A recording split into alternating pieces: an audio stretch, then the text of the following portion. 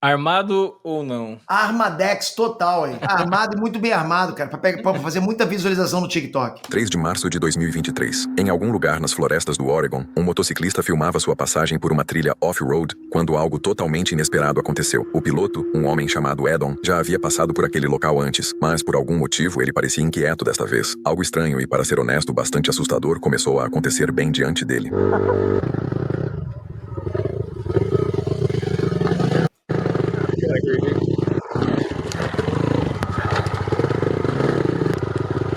Go this way.